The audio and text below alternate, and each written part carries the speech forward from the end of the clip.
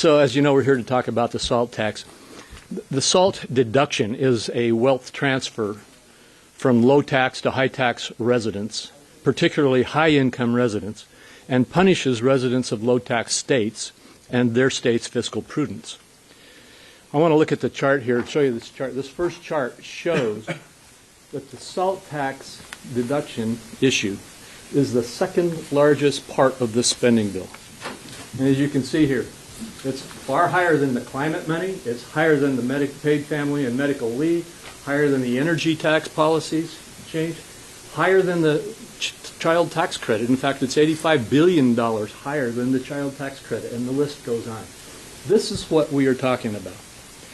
And I think it's critical that it is literally showing a transfer of wealth to the wealthiest in our country in the second largest part of this bill. A majority of this tax benefit will go to the wealthy taxpayers in the 10 largest states. Taxpayers in California, New York, New Jersey, and Illinois alone account for 46% of this cost.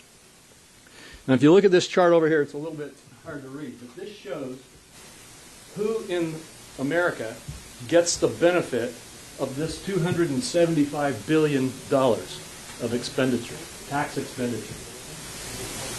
Taxpayers in the bottom 40% get zero.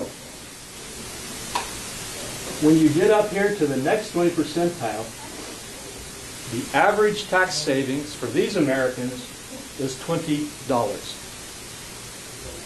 You've got to get all the way up here to those making over $500,000 before you start seeing a boost.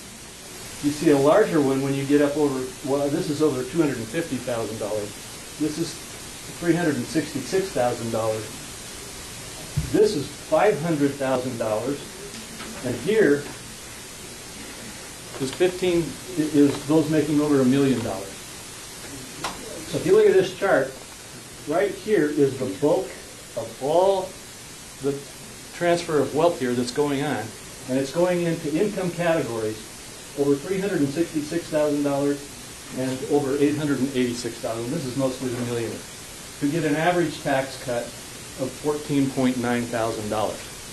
So it goes for $20 or less for the vast majority of the middle and lower income categories, up to $15,000 for those making the money and those having the highest incomes. And no matter how our Democrat colleagues framed their proposals to increase the SALT cap, the proposal is regressive in any way that you look at it. And the expansion of the SALT cap is costly and is a break for people with higher incomes.